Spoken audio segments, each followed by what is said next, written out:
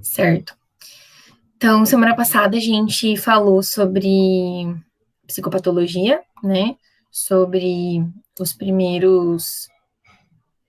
As discussões iniciais, né, da psicopatologia. Alguém lembra onde eu parei?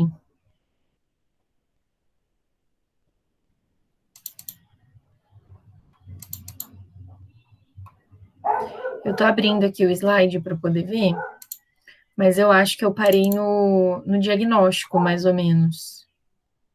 Deixa eu ver aqui.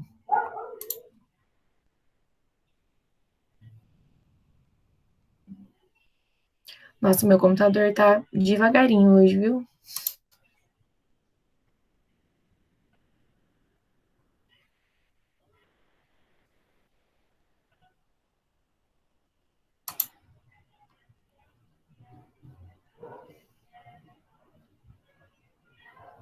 Tá devagarinho mesmo, viu, gente? Tá, eu vou procurar aqui na nossa chamada da semana passada, onde a gente parou.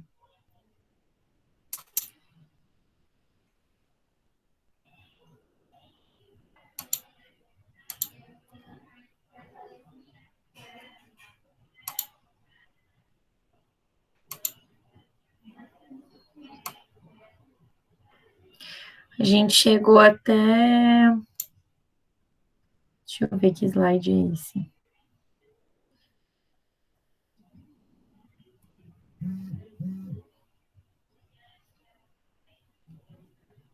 Acho que foi os principais campos, não cheguei no diagnóstico, não. Mas eu vou compartilhar ele aqui com vocês e aí a gente vai vendo aonde que eu parei.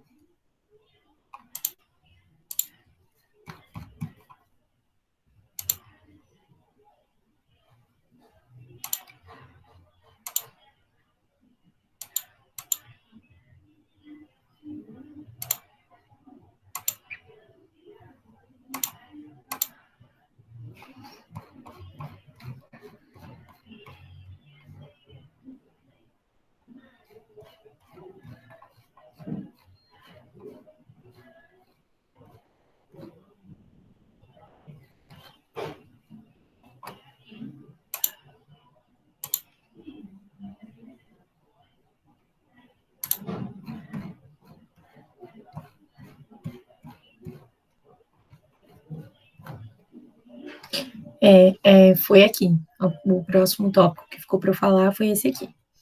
Então, assim como eu já falei para vocês, que na psicologia tem áreas e abordagens teóricas, formas de compreender o fenômeno humano, formas de explicar a subjetividade, a personalidade, tudo isso, formas diferentes, a partir de teorias diferentes. Na psicopatologia também tem formas diferentes de se explicar as coisas. No livro, tem mais do que essas aqui que eu estou trazendo para vocês. Mas eu decidi trazer só algumas realmente para não alongar muito essa parte do assunto e escolhi mesmo as mais importantes. Algumas a gente já viu, inclusive, na outra aula. Então, só o que a gente realmente não viu, para também não ficar repetitivo. Então, a gente tem essa abordagem, a médica versus a existencial. A abordagem médica é aquela que o adoecimento representa um mau funcionamento, então o adoecimento mental representa um mau funcionamento mental, né? A existencial vai entender que o transtorno mental, na verdade, ele é um tipo de existência singular, é um modo particular da pessoa existir, né? Uma coisa como que o jeitinho da pessoa, né? É o que ela é. A perspectiva analítico-comportamental, o sujeito é produto do ambiente, que é o que eu sempre digo para vocês, e da sua história de vida, né? Portanto, o transtorno mental também é resultado das experiências, da aprendizagem, né, do que a pessoa passou ao longo da vida. A subjetividade construída, que é o que a gente sempre trabalha nas outras aulas, né? Tem trabalhado, pelo menos. tem a cognitivista, comportamental cognitivista, né? Ela diz que existem representações cognitivas que são essenciais ao funcionamento mental normal ou patológico. E aí, quando essas representações são disfuncionais e são reforçadas pela experiência, aí elas se tornam sintomas. Então, não é só a história de vida, mas é alguma coisa no sentido de o significado, a representação mental que aquilo tem. A abordagem biológica enfatiza os aspectos cerebrais, neuroquímicos ou então neurofisiológicos das doenças e dos sintomas mentais. Por essa abordagem, as doenças mentais seriam doenças cerebrais, né, por essa visão biológica. E a visão sociocultural visa estudar os transtornos mentais como comportamentos desviantes que surgem a partir de certos fatores socioculturais, como a discriminação, a pobreza, a migração, o estresse ocupacional, desmoralização sociofamiliar. Nesse caso, a compreensão do contexto é indispensável, inclusive para a discussão do que é normal ou do que é patológico. Essa abordagem sociocultural, então, ela entende o comportamento totalmente em função do contexto sociocultural, né? Você vê que os exemplos que ela dá são de discriminação, de pobreza, migração, estresse ocupacional, então estresse no trabalho, desmoralização sociofamiliar, tem tudo a ver também com o contexto sociocultural, né? Não, aqui não tem nada de biológico envolvido, é só as questões sociais e da cultura.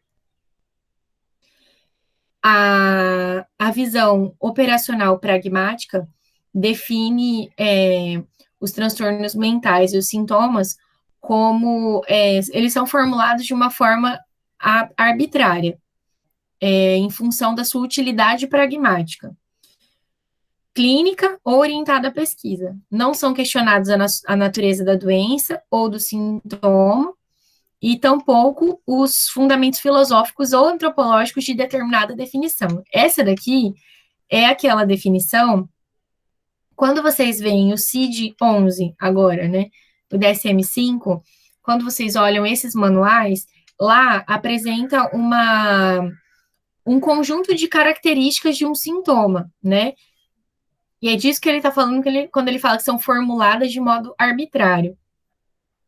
E aí, a utilidade pragmática aparece assim, muitas pessoas que apresentam, aliás, as pessoas que apresentam aquele grupo de sintomas, elas recebem o nome do diagnóstico X, né? Esse conjunto de sintomas tem o nome desse diagnóstico. Quando a gente for falar do DSM, se der tempo, né, vai ficar mais claro isso, mas é mais ou menos isso.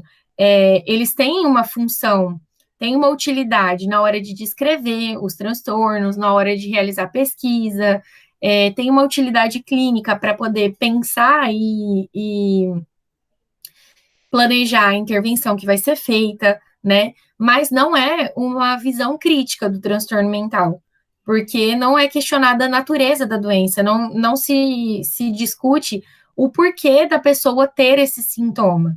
Só se discute que o conjunto de sintomas é chamado, por exemplo, de depressão. Um outro conjunto de sintomas é chamado, por exemplo, de ansiedade. Então, não se discute o motivo da ansiedade ou o motivo dos sintomas que a gente está chamando de ansiedade.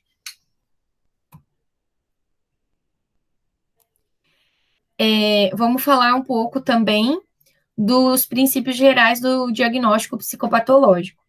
Gente, se eu estiver falando muito rápido, ou se vocês não entenderem, tiverem alguma dúvida, vocês me avisam, tá?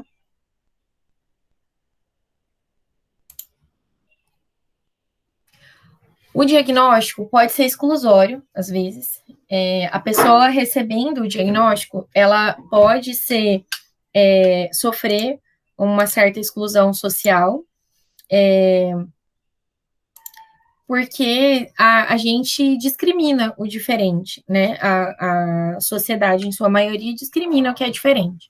Então, a pessoa que recebe um diagnóstico, ela fica com aquele rótulo e as pessoas avaliam ela em função desse rótulo, então ele pode ser exclusório em algumas situações. Alguém tinha pedido para entrar.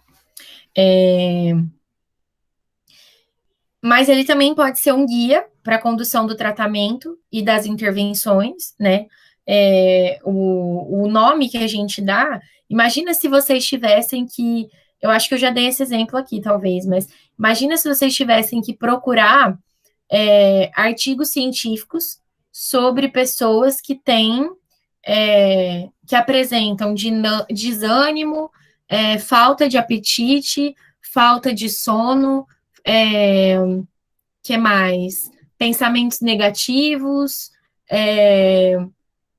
tiveram uma perda brusca, por exemplo, de peso, tudo isso junto, mas que não tivesse um nome. Esses sintomas que eu falei são alguns sintomas de depressão, tem mais sintomas também, mas se você procurar no Google agora depressão, você vai encontrar um monte de coisas sobre, né? Então, é uma forma de agrupar o conhecimento, o nome, o diagnóstico, que seria diferente se a gente pegasse só os sintomas, né? E fosse procurar cada sintoma. Então, é uma forma que facilita facilita lidar com o diagnóstico, né? O diagnóstico facilita lidar com o transtorno, nesse sentido acadêmico, né? Diagnósticos são, então, ideias fundamentais para o trabalho científico, como eu falei, para realizar, por exemplo, uma pesquisa, um estudo, para o conhecimento do mundo, mas não são objetos reais e concretos, né? Não tem materialidade no diagnóstico. A gente simplesmente decidiu que esse conjunto de sintomas tem esse nome, né? Ele pode, a gente também pode afirmar que o diagnóstico só é útil e válido se ele for visto como algo mais do que simplesmente rotular o paciente. Quando ele tem essa função só de dar um rótulo para o paciente, é uma forma até mesmo não científica de utilização do diagnóstico, é uma forma precária, questionável, né, de uso do diagnóstico. E ele possibilita uma comunicação mais precisa entre profissionais e pesquisadores, como eu falei. Então, tem algumas coisas boas, né, na ideia do diagnóstico. Os exames de dosagem ou de imagem são apenas complementos, né? O principal, para a gente entender, é uma história bem colhida e um exame psíquico minucioso. Os exames de dosagem ou de imagem, eles servem como diagnóstico diferencial, ou seja, é uma exclusão. Você faz o diagnóstico de imagem para ter certeza que não é nenhuma coisa neurológica, por exemplo, né? Porque as doenças psiquiátricas não têm marcador biológico, como eu já falei para vocês. Ele se baseia principalmente no perfil, nos sinais e nos sintomas apresentados, né, nas informações que a pessoa apresenta.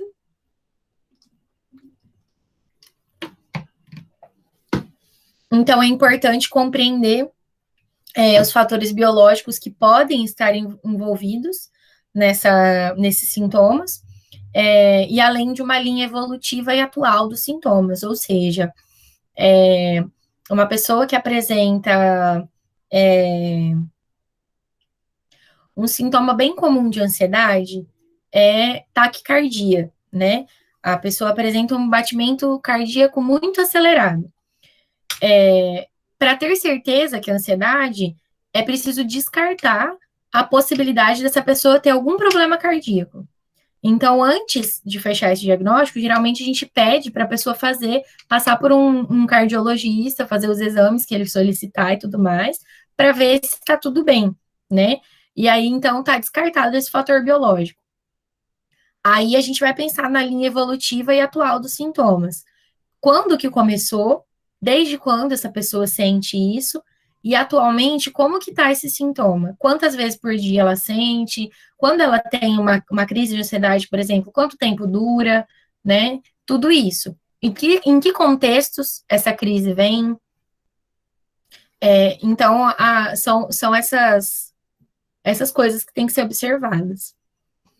É necessário também que a gente considere o quadro como um todo. Um sintoma isolado não é definidor de um diagnóstico. Então, por exemplo, se eu tenho crises de ansiedade isoladas, isso não significa que eu tenho transtorno de ansiedade generalizada. É um sintoma, né? Não define o diagnóstico. Tem dias, como eu já falei para vocês, tem dias que eu tô ansiosa, tem dias que eu tô deprimida, tem dias que eu tô me sentindo desanimada, né? E esses sintomas isolados, eles não definem um diagnóstico, só se define a partir desses dados clínicos todos, né? Os momentâneos, que são o exame psíquico, e os evolutivos, que são a anamnese e a história dos sintomas, né? A história de vida do paciente e a história dos sintomas dele. A interpretação dos dados com base em conhecimento teórico e científico e a habilidade clínica de quem está avaliando são importantes no diagnóstico também. Ele em inúmeros casos, só é possível com a observação do curso da doença. Muitas vezes, não tem como dar o diagnóstico para um paciente na primeira vez que você atende ele, né? Num primeiro atendimento. Às vezes é preciso observar durante mais tempo como é que vai evoluir a doença, de que forma que ele vai melhorar ou não, para saber de fato qual é o diagnóstico. E o diagnóstico em psicopatologia não necessariamente prevê o prognóstico. Não tem como saber só com um diagnóstico se aquela pessoa vai. Quais melhoras ela pode esperar exatamente, quanto tempo vai demorar para passar o quadro, até que idade, por exemplo, ela vai apresentar isso ou não. É tudo bastante incerto nesse sentido. E o diagnóstico tem que ser pluridimensional.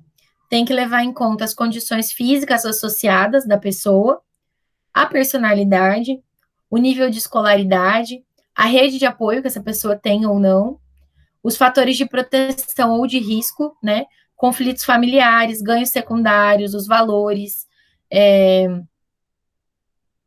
os rituais da religiosidade, a linguagem cultural que essa pessoa usa. Então, todos esses fatores têm que ser levados em conta para poder fechar um diagnóstico. Tem que pensar em todos esses aspectos da vida da pessoa. Existem algumas dimensões do diagnóstico que têm que ser levadas em consideração. Uma delas é a confiabilidade, que diz respeito à capacidade do procedimento produzir em relação a um mesmo indivíduo ou para pacientes de um mesmo grupo diagnóstico, em circunstâncias diversas, o mesmo diagnóstico. Ou seja, o que isso significa? Um paciente que foi diagnosticado por mim com depressão, ele tem que ser diagnosticado pelos outros profissionais com o mesmo diagnóstico. Não dá para cada profissional dar um diagnóstico diferente, apesar disso acontecer. Só que quando isso acontece, significa que não tem confiabilidade. Falta confiabilidade nesse procedimento de avaliação e de diagnóstico, certo?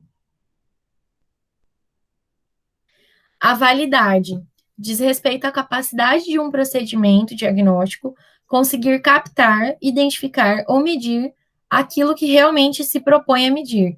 Então, se o instrumento que eu estou usando, ou a técnica que eu estou usando, o procedimento que eu estou usando, ele mede de fato o que eu estou me propondo a medir, né? Ele realmente evidencia o que eu estou querendo descobrir sobre o paciente, né? É isso. A sensibilidade de um procedimento diagnóstico está relacionada à capacidade desse procedimento de detectar casos verdadeiros incluídos na categoria diagnóstica. É a mesma coisa que eu tinha falado ali em cima. Se a gente sabe que um procedimento diagnóstico é válido e é sensível, né? A gente sabe através disso, desse procedimento ser capaz de detectar casos verdadeiros. E a especificidade se refere à capacidade de identificar os verdadeiros não casos, né? Então, através do nosso procedimento também, a gente precisa identificar quem não se encaixa nesse diagnóstico, naquela categoria diagnóstica. Tudo isso é muito difícil, assim, geralmente tem confusão em relação a à opinião final do médico. Geralmente, quem dá o diagnóstico é o médico, o psiquiatra, né, na equipe. Os outros profissionais têm até alguma participação em levantar hipóteses e dizer, olha, eu acho que o que ele tem é isso ou é aquilo, mas o médico geralmente que dá o diagnóstico, né?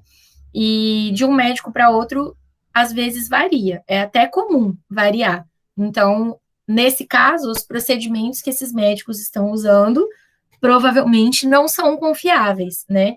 Precisa-se ter um procedimento que seja confiável para que não tenha essa divergência de você, cada vez que vai num psiquiatra, recebe um diagnóstico diferente, né? E essa é a referência que está lá no AVA para vocês, o livro, tá? Tudo bem, gente, até aqui? Dessa parte introdutória? Vocês querem fazer alguma pergunta, algum comentário?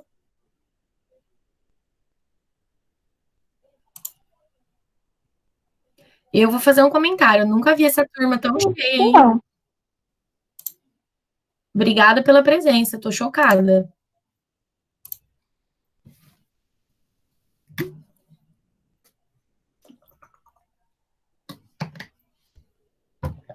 Bom, vou começar a falar da avaliação do paciente, então. Para fazer o diagnóstico, a gente precisa fazer uma avaliação do paciente. A avaliação psicopatológica, ela é composta principalmente pela entrevista. Junto com uma observação cuidadosa do paciente, a entrevista é o principal instrumento de conhecimento da psicopatologia. Então, todo o diagnóstico, toda a condução do caso depende da entrevista e da observação do paciente. Por isso que é importante desenvolver habilidades nesse sentido. A avaliação também é constituída pela anamnese. A anamnese é um tipo de entrevista, né? A anamnese, vocês, eu imagino que já saibam, né? Mas ela inclui o histórico dos sinais e dos sintomas que o paciente apresenta ao longo da vida, os antecedentes pessoais e familiares, além do meio social. Uma boa anamnese, ela considera desde quando a pessoa nasceu. Assim, se a pessoa souber informar, desde o nascimento, ou se, por exemplo, os pais estiverem presentes e puderem dizer, todos os dados são importantes. Se a criança chorou quando nasceu ou não, se nasceu em casa ou se foi no hospital, se foi parto normal ou cesárea, se teve fórceps, se era o filho único ou se era gêmeo, se era o primeiro, segundo, terceiro filho ou o 10º filho daquela família, se foi planejado ou não, se foi desejado ou não, como que foi a gravidez, a mãe teve complicações, tudo, mesmo coisas que pareçam bobas, são importantes de ser incluídas aqui. Se quando era criança chorava muito ou não, se caía muito ou não, se dava trabalho na escola, se ia bem, se tinha amigo, do que a criança gostava de brincar, tudo, e passar por todas as fases, a infância, a adolescência, até eu estou aqui considerando que é uma pessoa adulta que a gente está avaliando, né? Mas independente da fase, a gente tem que passar por todas as fases da vida da pessoa, considerando se ela já apresentou sintomas antes dessa queixa que ela está apresentando agora, ou qualquer outro tipo de sintoma. Por exemplo, às vezes vai chegar uma pessoa e vai falar: ah, o sintoma que o paciente tem agora é que ele ouve vozes. Quando ele era criança, ele não ouvia vozes, mas ele tinha um outro comportamento que era, ele gostava de colocar fogo nas coisas. Ele matava animais, por exemplo. Ele era muito isolado e não conversava com ninguém. Essas informações, depois, elas vão virar uma colcha de retalhos, que a gente vai juntar essas informações e organizar para ver de que forma que isso diz sobre o paciente para a gente. Por isso que é importante entender da história, os antecedentes pessoais. Então, já foi casado, não foi, tem filhos, já trabalhou, trabalha do quê? Já namorou, não, tem amigos, tudo. Meio social, todas as, assim, é bem abrangente sobre a vida da pessoa. O exame psíquico, ou o exame do estado mental atual, ele traz a forma e o conteúdo dos sintomas, além dos aspectos do humor, gestos, postura, modo de falar e expressão facial. Eu vou mostrar depois mais detalhadamente essas coisas, mas a gente precisa também, tudo é muito detalhado. Para essa entrevista ser boa, né? Para essa anamnese ser completa, para a avaliação do paciente ser completa, na verdade, né? Tudo tem que ser muito detalhado, muito descritivo, muito objetivo, né? Para não perder nenhuma informação sobre o paciente. Um ponto importante da avaliação do paciente é a avaliação física. Eu não estou aqui para ensinar vocês a fazerem avaliação física, até porque essa nem é a minha área. Eu não sei fazer avaliação física de um paciente. Mas eu estou aqui para falar para vocês sobre problemas relacionados à avaliação física de um paciente psiquiátrico. Ele precisa ser avaliado cuidadosamente como qualquer outro paciente, né? Inclusive porque as morbidades físicas tem algumas morbidades físicas que são mais frequentes em pacientes psiquiátricos do que na população em geral, então precisa ser olhado com cuidado. E muitas vezes não se olha com cuidado, porque o clínico geral lá da unidade de saúde, da instituição, do hospital, de onde for, ele não identifica aquele paciente como seu doente. Ele fala, esse paciente é psiquiátrico, não é para mim. Então, não preciso dar tanta atenção. E o psiquiatra também não se considera um médico do corpo. Ele não vai fazer uma avaliação física muito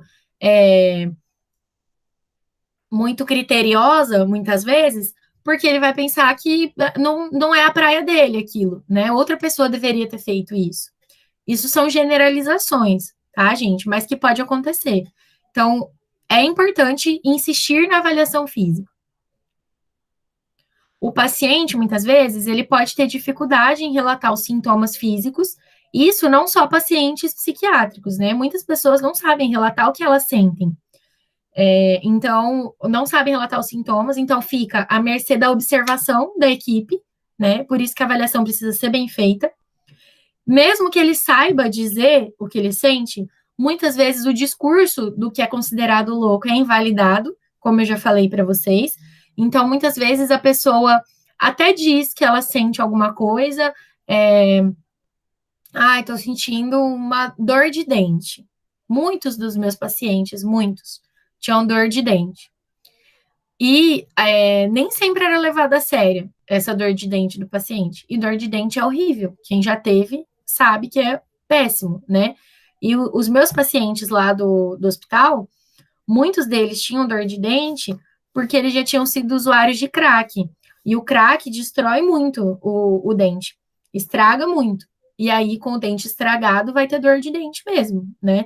Então, eles reclamavam muito disso e muitas vezes não eram levados a sério, tanto porque não vai ficar levando a sério tudo que o paciente fala, né?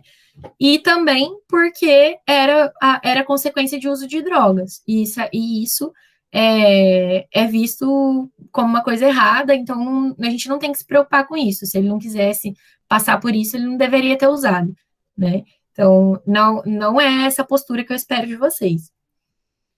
Pode ser também, a avaliação física também pode ser um momento, uma forma de se aproximar do paciente e de criar um vínculo inicial com ele, né? A avaliação física precisa ser feita logo que o paciente chega no serviço, né? Vamos pensar um serviço de internação. Então, nas primeiras 24 horas do paciente, se possível antes disso, né? Ele precisa passar por uma avaliação física.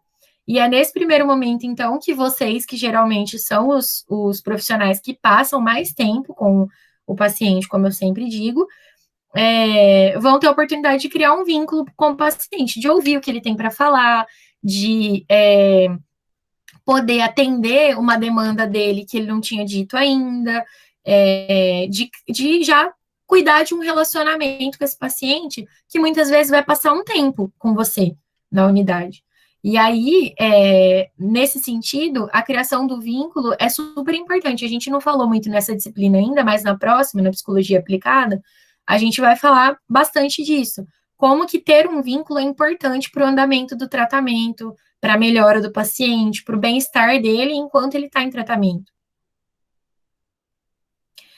Além disso, também, os pacientes psiquiátricos estão suscetíveis a algumas doenças por uso prolongado de algumas medicações que podem causar algum prejuízo ao fígado, por exemplo, aos rins, pode causar rigidez nas articulações, tem vários efeitos colaterais a longo prazo que podem aparecer, né?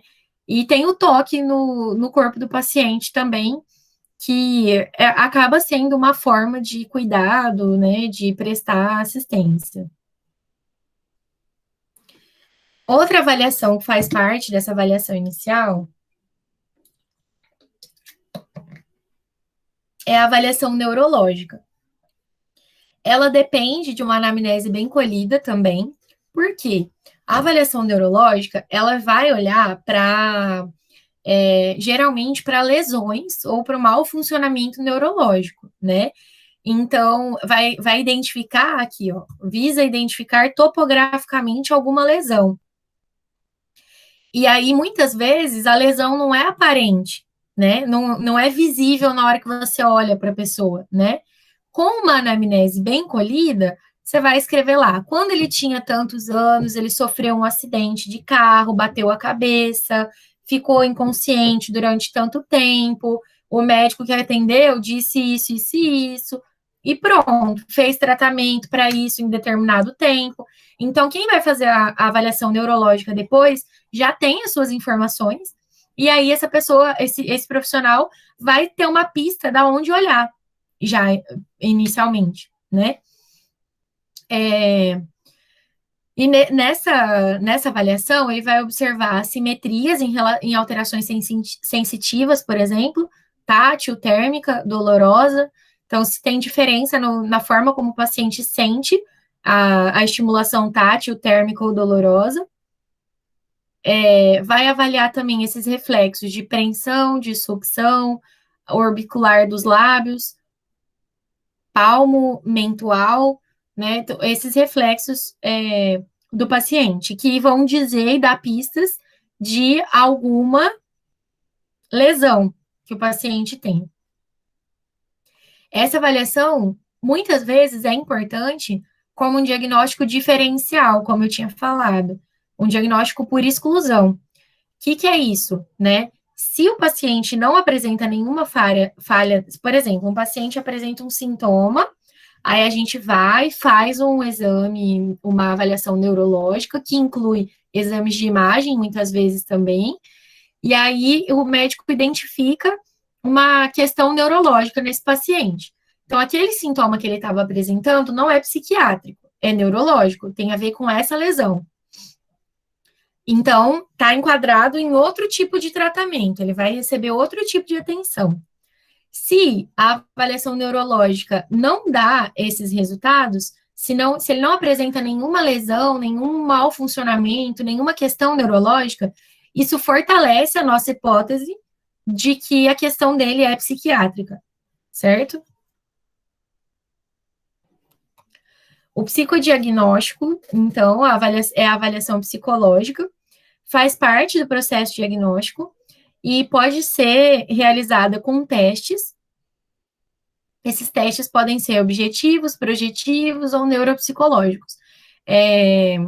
Esses testes, avaliação, foi o que eu falei para vocês na aula passada, da avaliação psicológica do Detran, por exemplo, né? É uma avaliação semelhante àquela, né? O psicólogo pode fazer uma entrevista e pode aplicar testes psicológicos para conseguir avaliar aquele paciente. E aí, os exames que são complementares são os exames de imagem ou de laboratório também, que são importantes como diagnóstico diferencial, como eu tinha falado. Tudo bem, gente, da avaliação inicial? Tem alguma dúvida?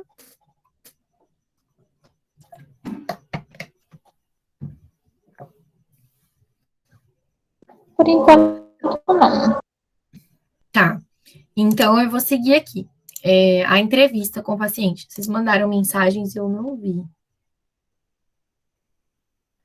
Professora, esse que entrou com o nome de Arthur sou eu, João Pedro, tá? Tá bom, tudo bem, João Pedro. São as provas assustantes. Vocês já estão assustados com as provas? Vocês já sabem, né, que a gente vai ter prova não na semana que vem, na outra, né? Eu acho que a Aline deve vir falar com vocês hoje para tirar alguma dúvida que vocês tenham em relação a isso.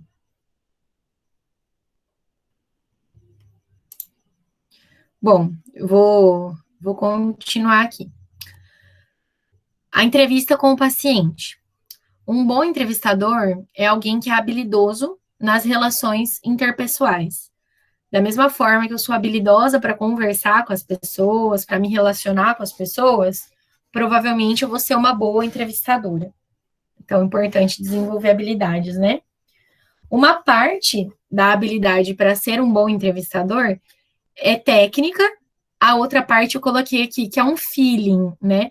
Mas esse feeling é conseguir tatear o outro, né? Conseguir estabelecer uma conversa produtiva com a outra pessoa, sentir um modo de falar, né? Mas tentar perceber os sinais que a pessoa está dando, se ela quer conversar mais ou não, se ela quer falar mais de um assunto ou não, né? É uma sensibilidade mais assim, que é desenvolvida com a experiência, né? É importante saber quais perguntas devem ser feitas em determinado momento, além da capacidade de estabelecer um vínculo. Por exemplo, se o paciente está lá contando uma história da vida dele, é uma história dolorosa para ele, uma história que causou algum trauma, alguma situação que ele está emocionado te contando. Esse não é o momento de você perguntar coisas objetivas. Por exemplo, tá bom, mas qual que é seu telefone? Qual que é sua altura? Como que é o nome da sua mãe mesmo, né? Não, esse é o momento de você dar atenção para a história que o paciente está te contando. Por isso que eu digo da sensibilidade, né? Essas outras informações que eu usei como exemplo são importantes, em algum momento você vai ter que perguntar, né? O telefone eu exagerei, porque isso é o cadastro lá fora que faz, né? Não é o profissional de saúde. Mas eu quis dizer uma pergunta fora do contexto do que ele está contando. Porque naquela hora que ele está contando, é um momento de estabelecer um vínculo com o paciente, né? De mostrar que você se importa, que você está entendendo o que ele está falando, né?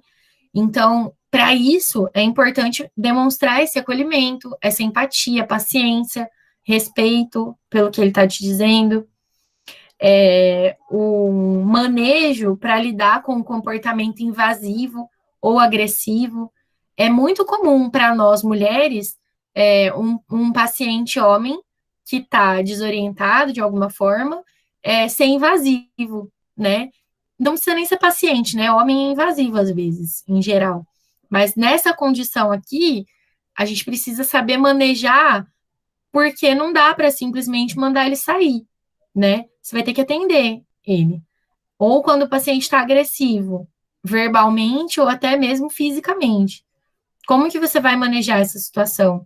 Tem uma dica, eu acho que ela faz parte de um protocolo de segurança do profissional de saúde mental, que diz para a gente, quando a gente vai entrevistar um paciente, principalmente paciente que é a primeira vez que você está entrevistando, você não conhece, você não sabe se ele é agressivo ou não, mas para você sentar, por exemplo, eu estou aqui na minha mesa e o paciente está de frente comigo.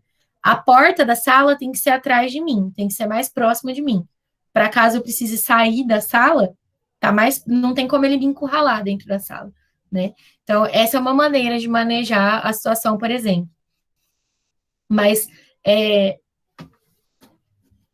por isso que eu digo, é uma coisa que a gente constrói com a experiência, essa habilidade. Não tem uma técnica específica para lidar com isso, né? Com essas duas situações, principalmente, com o paciente que é invasivo ou que é agressivo, né? A gente vai desenvolvendo habilidades ao longo da nossa prática. Tem alguém querendo entrar. A Aline.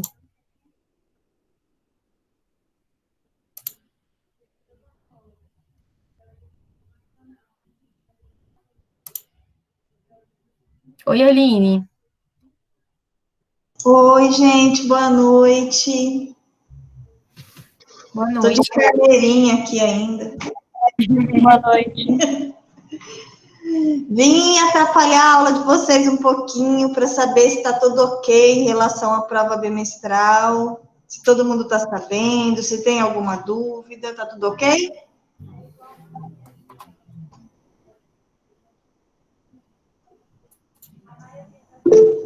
Tudo ok? Já estão entendendo tudo, já sabe tudo, tá perfeito? Se a senhora puder, né, dar uma faladinha um pouquinho mais, né? Essa semana mesmo eu não consegui estar tão atenta aí. Se a senhora puder ajudar, agradeço. Tranquilo, Giovana. Ó, as provas bimestrais vão ser de 15 a 19, a semana de provas bimestrais, tá? A prova vai ser aberta no horário de aula, ela vai estar via AVA, tá? Então tem que entrar no sistema. Então, no horário da aula, o professor habilita a prova. Vocês têm até 48 horas para fazer a prova, tá bom? A gente orienta que, de preferência, faça a prova no horário da aula, para que vocês consigam se organizar. Mas, se não der, vocês têm um prazo maior para poder fazer, tá bom? As questões, elas são programadas, então a gente orienta que vocês leiam com atenção, se organizem. Respondeu, ela vai ser registrada e gravada. Aí vai passar para a questão seguinte. E assim vai a prova toda, tá? Então, as disciplinas que são de 3 horas, vocês têm 3 horas para fazer a prova. As disciplinas que são de 1h30, vocês terão 1h30 para fazer as provas, tá? Essa é a organização que ela tá colocada para a gente. Na semana seguinte às provas, aí os professores vão fazer vista à prova, vão fazer a correção com vocês e vão dar as notas para vocês. Ok? Belezinha. Tranquilo. Alguma dúvida, gente? A dúvida é sobre, que nem eu te perguntei já para a professora, se acaso cair a internet, vamos supor. Não tem problema. Se cair a internet, você vai logar de volta, né? Você vai retomar o AVA e ele vai dar sequência para você da onde parou, tá? Então, o AVA tem essa possibilidade, é um programa que já tem todo esse ajuste, então você não perde nada. Então, vamos supor que você fez 2 horas de prova, ele vai retomar com 1 hora de prova para completar as 3, né? E da onde você parou. Agora, se você fechar o AVA, se você sair, aí acabou. Aí ele vai salvar aquilo que você fez. Tá? Então, se você começou a prova, você tem que terminar, não tem como largar ela no meio. Tudo bem. A Aline vai ser, boa noite, vai ser igual a, vai ter uma ferramenta para mandar também? Como que vai ser? Vai ficar aberta a prova? A prova ela é programada, Eduardo. Conforme você vai respondendo, ela vai abrindo as questões, tá? Ela fica disponível lá no AVA por 48 horas. Esse daí que você falou que ela vai ser gravada, como que vai ficar? Não, é o próprio sistema. Ah, sim. Beleza, então. Tá. Vocês lembram que no começo do semestre eu passei um questionário para vocês fazerem? É parecido com aquilo, que ficam as questões lá, você entra e responde no próprio sistema. Não tem as perguntas para você responder separado e depois enviar. As perguntas são no próprio sistema mesmo. Exatamente. Ah, ok.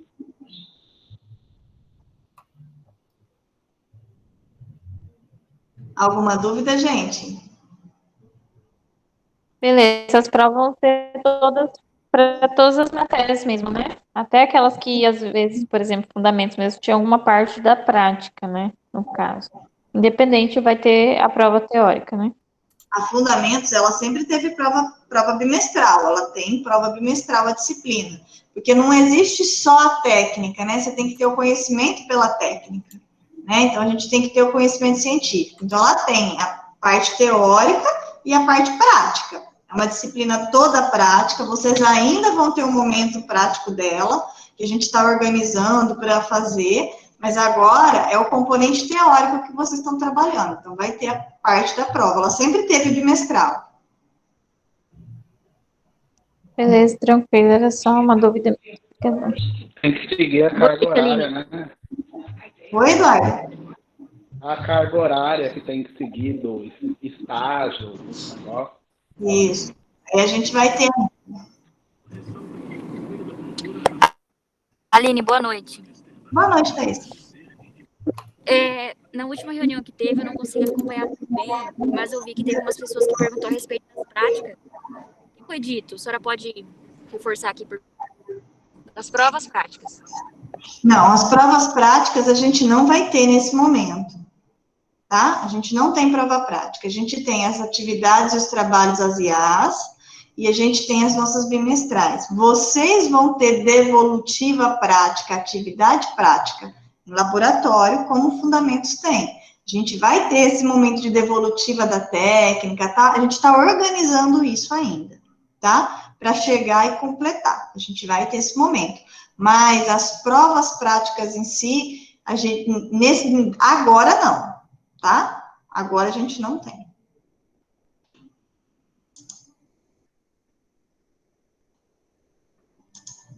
Respondi?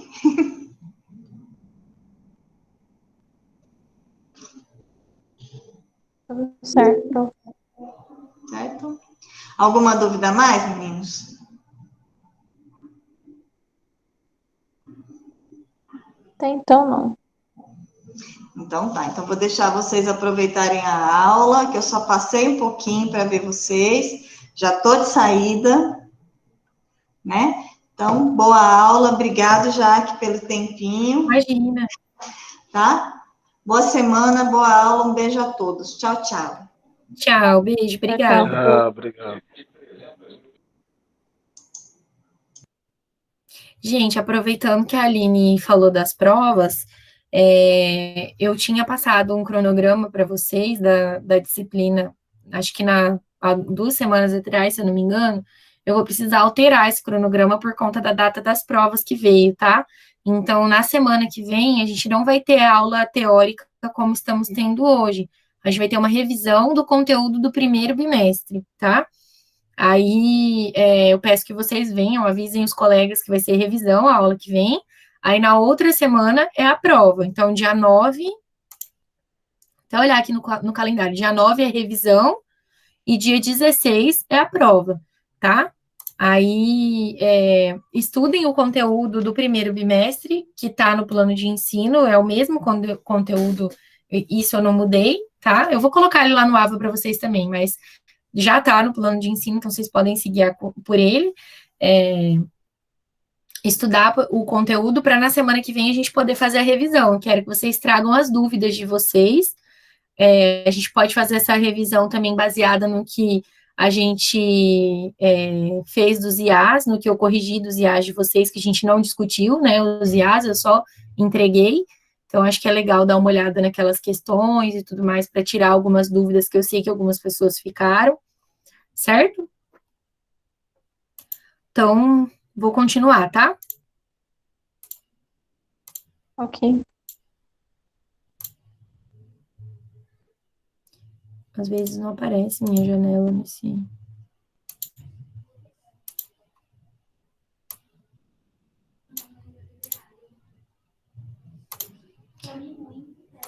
Pronto. Tá carregando aí para vocês. Acho que agora já apareceu, né? Apareceu. Tá, então, continuando. A condução da entrevista, ela varia em função de algumas coisas. Uma dessas coisas é do paciente. o paciente, em função da personalidade do paciente, do estado mental dele, ou seja, se ele está orientado no tempo e espaço, se ele está em estado de consciência que permita fazer a entrevista ou não, né? Se o paciente está meio sonolento, ou se ele está mesmo adormecido, né? Às vezes por alguma razão em efeito de algum medicamento. As capacidades cognitivas também, se o paciente é capaz de compreender as perguntas que são feitas para ele, né? Então, em função disso, varia como a entrevista vai ser feita. Às vezes, quando o paciente não consegue falar sobre ele mesmo, ele não está em condições de falar sobre ele mesmo, quem dá essas informações é a família, né? O informante. Dependendo do contexto institucional, também muda a forma de se fazer a entrevista. Por exemplo, se a gente pensar num ambulatório ou num pronto-socorro, né? Um ambulatório é um atendimento de rotina, né? O atendimento está agendado e a pessoa vai lá com o horário agendado para ser atendida. O pronto-socorro é um atendimento de urgência e emergência, né? Então, o paciente que chega no pronto-socorro é aquele paciente que, às vezes, não dá tempo de colher a história inteira do paciente. Às vezes, a gente, no pronto-socorro, vai precisar focar mais no que está acontecendo aqui, agora, né? Nos sintomas que ele está apresentando nesse momento. Por exemplo, quem que vai para o pronto-socorro? É o paciente que está em surto, o paciente que tentou suicídio, por exemplo. Então, é uma situação que precisa de uma intervenção rápida, e para isso você precisa entender o que está acontecendo ali naquele momento, e às vezes pode ser que não dê tempo de investigar a história muito a fundo daquela pessoa, né? Por outro lado, no ambulatório, ou até mesmo num CAPS, por exemplo, o paciente tem horário marcado para ser atendido. Então, você tem um tempo reservado para conhecer a história do paciente, para ele não está num estado de emergência, né? Num estado de surto, por exemplo. Até pode estar em surto, mas ele está em surto mantendo alguma orientação, as capacidades de manter uma conversa coerente, né? Então, é mais fácil de colher a história anterior desse paciente nesses contextos, né? E aí, em cada contexto, vai ter suas especificidades, né? Numa enfermaria, num centro de saúde, vai ter características diferentes. Depende também dos objetivos da entrevista, né? Uma entrevista que tem o objetivo de realizar um diagnóstico clínico, por exemplo, um vínculo terapêutico inicial, ou se é uma entrevista para poder definir o tratamento farmacológico do paciente, se essa entrevista tem o objetivo de orientar a família, por exemplo, né, ou conjugal, a orientar o cônjuge do paciente, por exemplo, né, então varia em função dessas coisas. E também varia em função da personalidade, das características do entrevistador. Se o entrevistador é mais extrovertido, mais, sei lá, brincalhão, ele vai trazer esse tom de quem ele é. Claro, não é para ficar fazendo piada com o paciente, mas a mesma forma como essa pessoa é nas relações dela, vai aparecer na entrevista também, né? E do mesmo jeito, se é uma pessoa mais séria, mais introvertida, mais contida, isso também vai aparecer na forma como essa pessoa conduz a entrevista. Aí tem algumas dicas, vamos dizer assim, né? Do que evitar na entrevista. O que você não pode fazer na entrevista? Uma dessas coisas é a postura rígida e estereotipada, né? Não existe uma fórmula de fazer a entrevista que dá certo com todos os pacientes.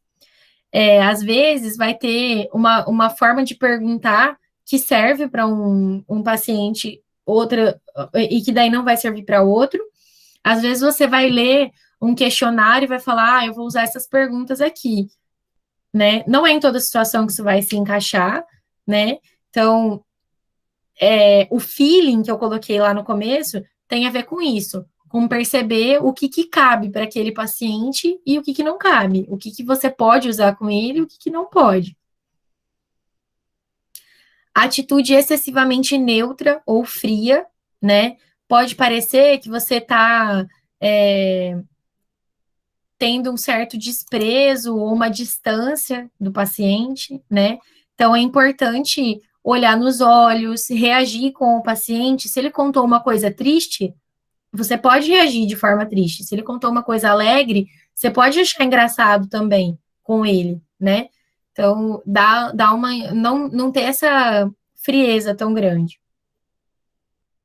Da mesma forma, né?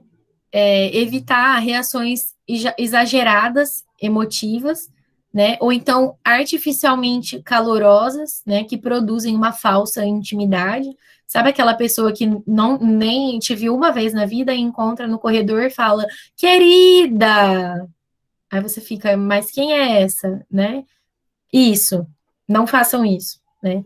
Com o paciente. Está conhecendo ele naquele momento, a reação exageradamente emotiva, né? Chora mais do que o paciente, né? Enfim, se descompensa na frente do paciente, né? Tem que ter um certo cuidado para estar no equilíbrio entre essa frieza e a demonstração de afetividade, de emoção. Tem que evitar, isso é bem importante, comentários valorativos ou emitir julgamento sobre o que o paciente relata ou sobre o que ele apresenta. Então, por exemplo, pode ser que o paciente relate para você que ele cometeu um crime, que ele fez alguma coisa, não precisa nem ser crime, mas que ele fez alguma coisa que você não aprova, que você não faria. Vamos dizer que ele te conte que ele traiu a esposa dele, você acha isso errado, né?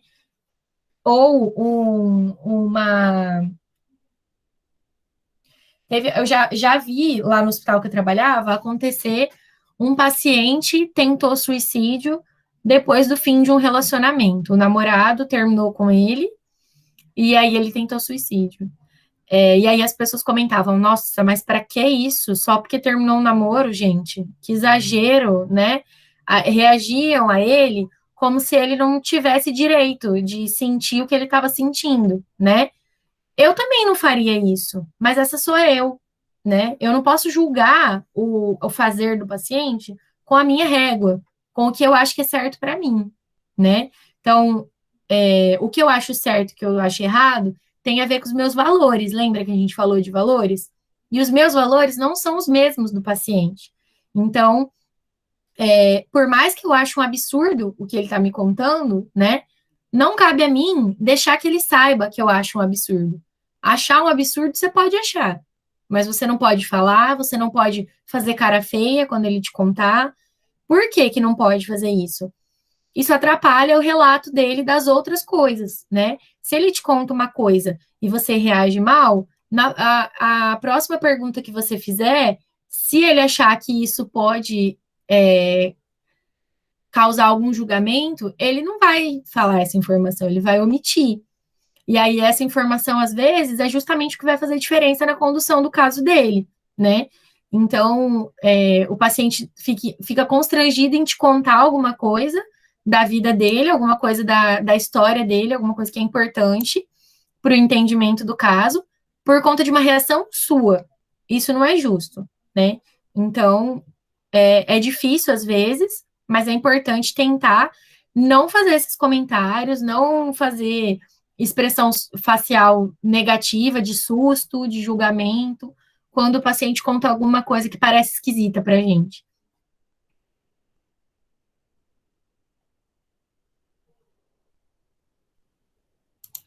Tinha uma enfermeira lá do hospital que eu trabalhava que ela perguntava para o paciente se ele usava droga. Aí, se eles falavam que sim, ela já falava um monte. Não acredito. Ah, por isso que tá desse jeito. Nossa, desde quantos anos? 15 anos? Ah, não. Sabe assim? É isso que eu não quero que vocês façam. Outra coisa que a gente tem que evitar, né?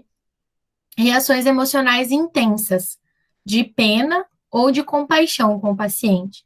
A gente precisa dar o acolhimento, mas é um acolhimento sem desespero, sem se desestabilizar e sem desestabilizar ainda mais o paciente. Se o paciente está procurando ajuda é porque ele não está bem, né? Então, não é ele que tem que acolher a gente, é a gente que tem que acolher o paciente. Então, por mais doloroso que seja, é importante dosar isso, demonstrar para o paciente, sim, que você também se afetou, que você se preocupou, que você entende, ele está se sentindo da forma como ele se sente, né? Mas sem isso te desestabilizar no seu trabalho, né?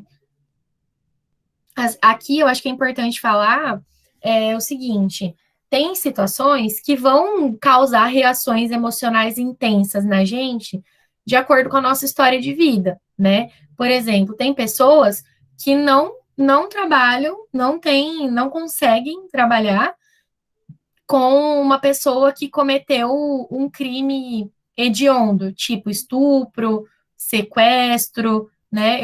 Eu não gostaria de atender essas pessoas, porque me causa uma reação intensa de pena, de compaixão ou de raiva, né? Que pode ser.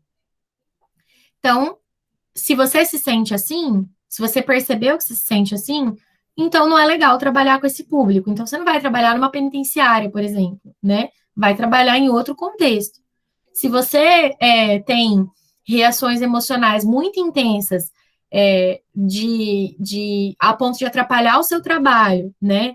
Com pessoas, por exemplo, com mulheres que sofreram violência sexual, com as vítimas, né? Então, é interessante que você não trabalhe no serviço de acolhimento a essas pessoas, né? Você trabalhe em um outro lugar, para evitar entrar em contato com isso que você já sabe que te causa dor e que atrapalha seu trabalho. Só que, em alguns serviços que a gente trabalha, a gente não tem como prever qual que é a história da pessoa, né? E aí, nesses lugares, por exemplo, lá no pronto-socorro, vai chegar de tudo, né? Tanto do agressor quanto da vítima, de qualquer, todas as demandas, né? Você está sujeito a atender. E aí lá, se você trabalha lá, né, vai ter demandas difíceis para você e outras nem tanto, né? E aí, talvez nesse momento, você vai precisar manejar suas emoções para não atrapalhar seu trabalho, né? Trocar com alguém que possa atender o caso que está muito difícil para você, né? E assim por diante. Outra coisa que é importante de evitar responder com hostilidade ou com agressividade às investidas agressivas do paciente. O paciente, às vezes, vai responder de má vontade, com grosseria, com desrespeito, né? Vai xingar a gente, principalmente se ele estiver lá contrariado, né? Como no filme lá que a gente assistiu, O Bicho de Sete Cabeças. O paciente que está naquela situação, ele foi hostil, muitas vezes, com a pessoa que estava atendendo ele, né? Ele estava lá contra a vontade. Nesse momento, né, a gente pode demonstrar que o comportamento do paciente é inadequado, que ele não pode falar desse jeito com você, que ele tem que te respeitar de uma forma firme, só que num tom baixo, sem gritar, sem usar palavras de baixo calão, sem ofender o paciente, sem usar de sarcasmo, de ironia, né? É realmente para falar com firmeza. Eu tô falando com você com respeito e eu espero que você fale comigo da mesma forma.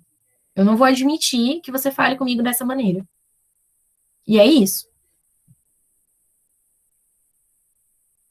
Outra coisa que é importante evitar na entrevista é aquelas entrevistas prolixas, quando o paciente fala, sabe, fala, mas não fala nada, né? Ele dá voltas, conta coisas que não estão fazendo sentido entre si, não tem coerência, né? A gente precisa, enquanto profissional, ter a habilidade de conduzir a entrevista para os termos que são significativos. Então, encontrar a brecha nessa história que ele está contando para poder falar assim, ah, tudo bem, mas e aí aquela, sei lá, aquele sintoma que o senhor estava falando, e o que aconteceu em determinado lugar, encaminhar para a informação que importa, para a informação que você precisa saber. É importante evitar também de fazer muitas anotações durante a entrevista, porque com isso pode parecer que as anotações são mais importantes do que o paciente está falando. Então, o paciente está ali falando com você, olhando nos seus olhos, e você está com a cabeça baixada, anotando alguma coisa, né? Não parece que o que ele está falando é importante, parece que a anotação é importante. Então, é claro que pode fazer anotações, né? Mas não pode exagerar e perder a atenção ao paciente, perder a atenção ao que o paciente está falando. Mais do que, assim, a nossa experiência é importante, né? Eu vou ler a citação, depois eu comento. A experiência e a atitude do profissional, curiosa, atenta, receptiva, determinam o quão profundo e abrangente será o conhecimento extraído na entrevista. Então, vocês agora, por exemplo, não têm muita experiência em fazer entrevistas, né? Então, vocês estão começando as práticas e aprendendo a fazer todos esses procedimentos agora. Então, talvez a experiência seja uma desvantagem para vocês, já que vocês não têm. Então, mas essas outras coisas vocês podem ter. Uma atitude curiosa, né? Uma postura atenta, receptiva ao que o paciente está dizendo, né? Interessado, demonstrar interesse no que o paciente está falando. Tudo isso ajuda a ter um conhecimento mais profundo do que da história dele, né? Do que ele está trazendo.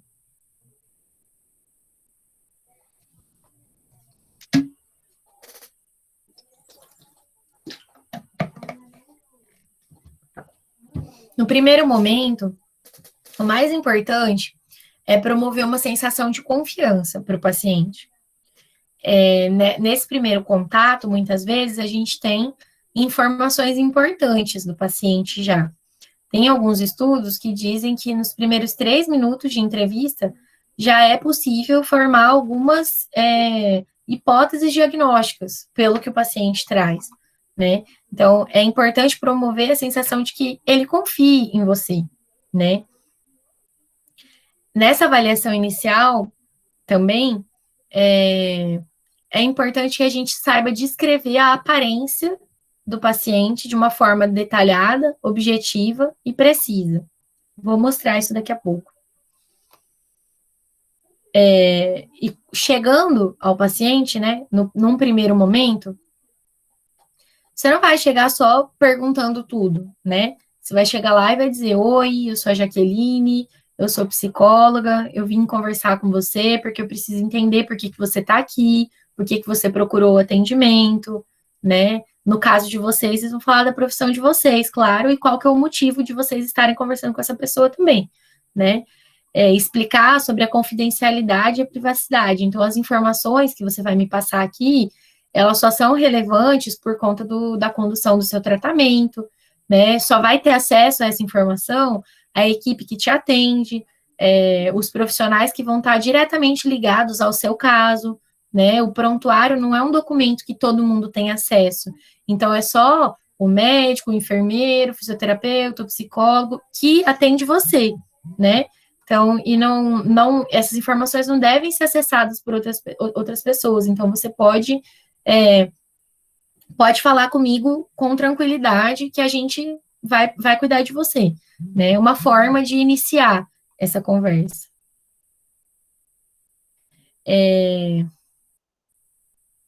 Deixa eu ver.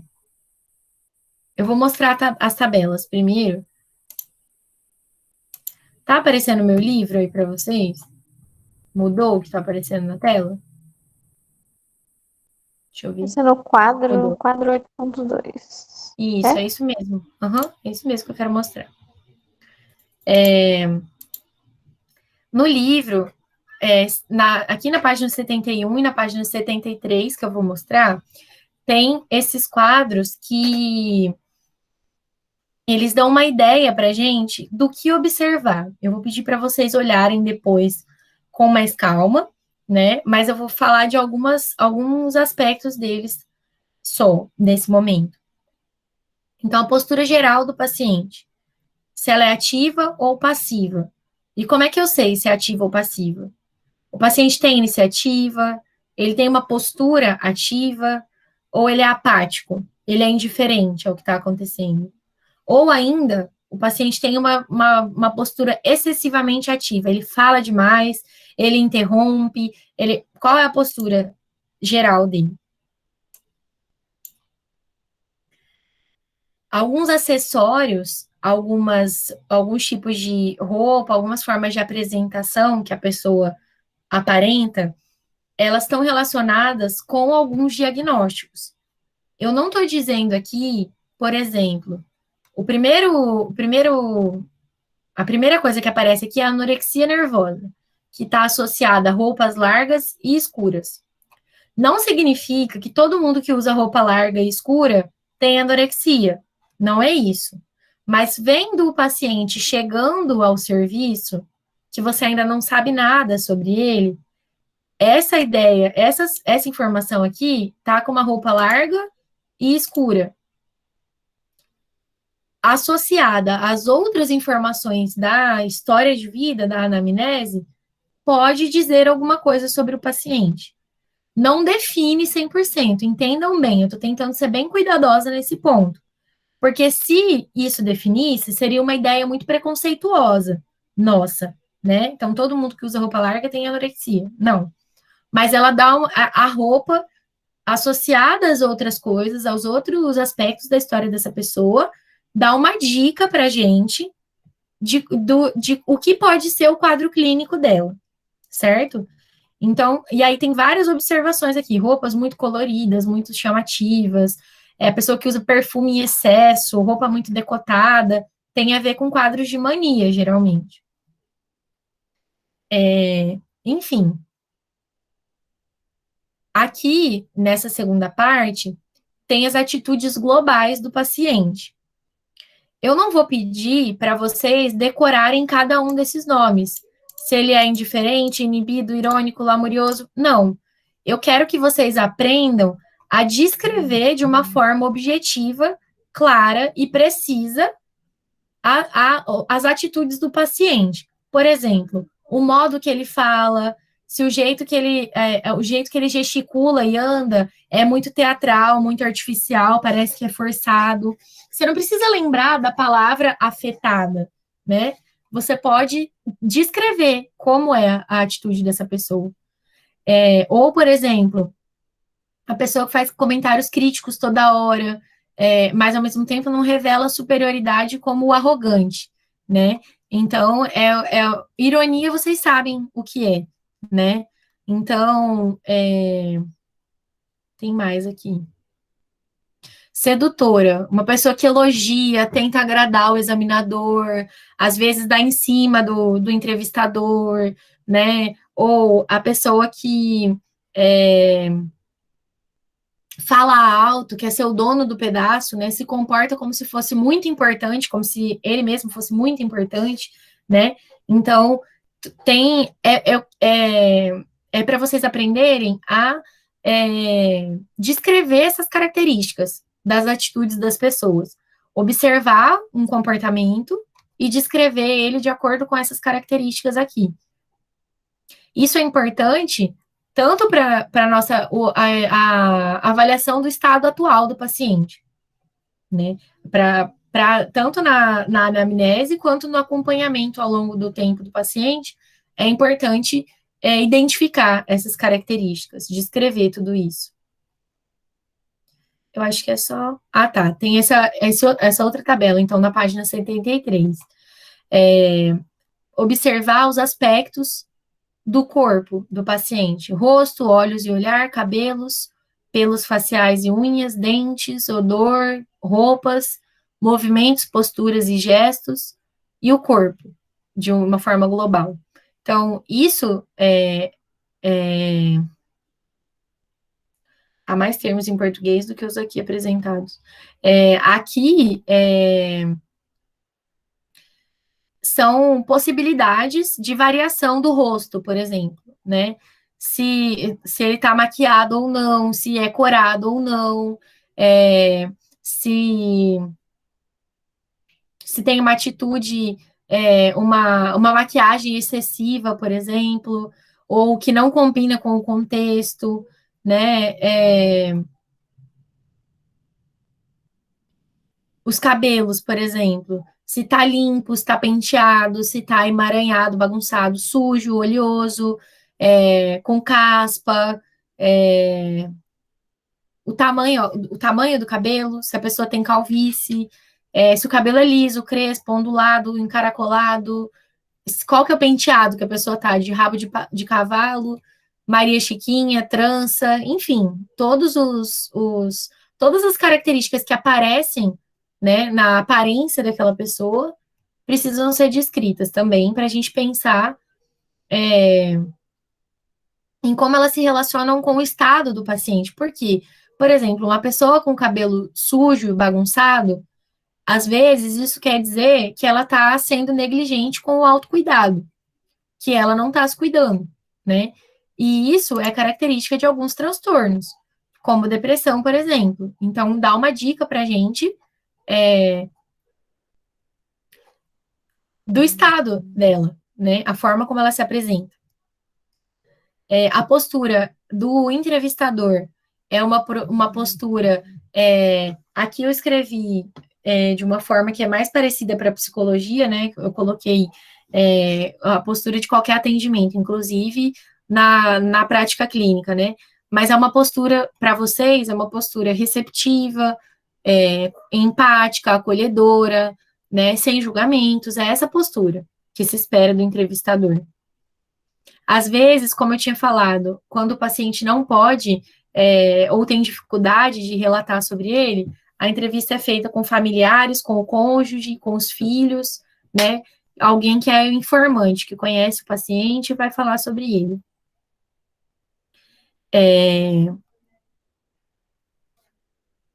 Na entrevista, o paciente pode omitir algumas coisas ou apresentar determinados sintomas deliberadamente.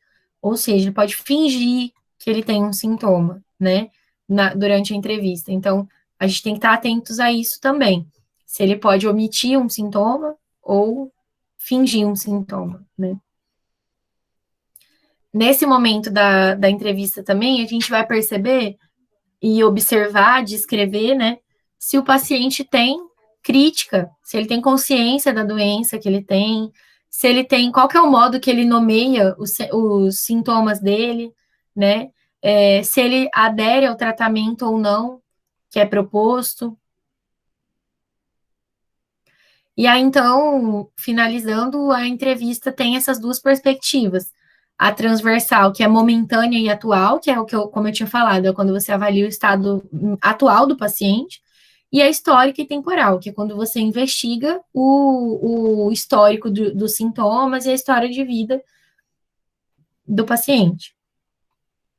E aí, quando a gente vai fazer um relato de caso do paciente, ele precisa ser descritivo, pontual, organizado, coerente, com todas aquelas informações que eu mostrei nas tabelas, né? Se você é o profissional que vai fazer a anamnese, que vai relatar o caso do paciente, precisa contar, você está contando uma história, você está escrevendo uma história, a história do seu paciente. Outra pessoa que não conhece o paciente tem que ler aquilo e entender do que você está falando. Entender na história qual que é a ligação entre uma situação e outra, entre um fato e outro, entre um sinal e outro. Por isso que precisa ser organizado e coerente. Por isso que precisa ter uma descrição bastante criteriosa da situação do paciente.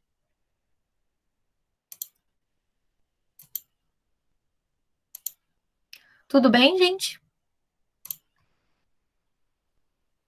Temos dúvidas? Comentários? Hoje vocês estão muito quietos.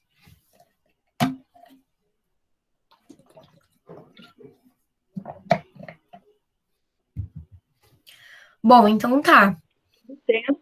Hã? Tudo tenso. Tudo tenso? Por quê? As provas estão chegando. Mas não precisa ficar tenso, não. A gente vai.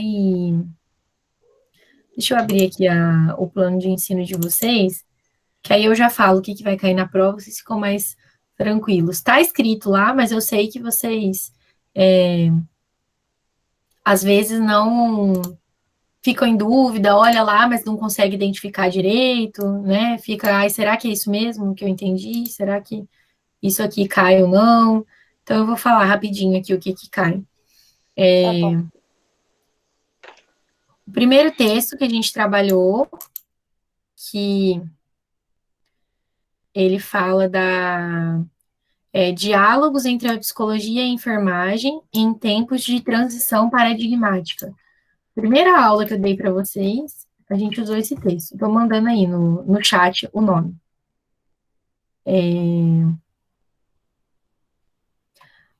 Aí o segundo, que é Psicologia ou as Psicologias, que é o da Ana Bock. A gente usou ele no IA1, que vocês responderam o estudo dirigido, né? Foi esse texto. E o próximo, que é a evolução da ciência psicológica.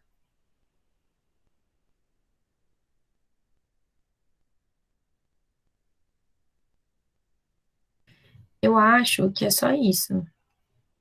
Porque o outro, a multideterminação do humano, a gente usou no IA, e aí eu falei que eu não ia colocar na prova, né?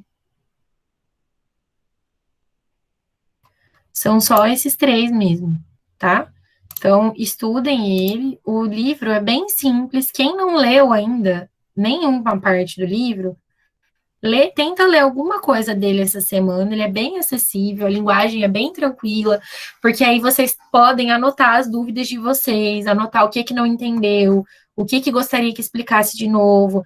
Assiste o vídeo da aula que eu falei disso, né? Pode ter ficado alguma coisa que vocês não entenderam para trás, porque aí na próxima aula a gente resolve essas dúvidas para vocês poderem fazer a prova, tá bom? Então, muito obrigada pela presença de vocês, pela permanência.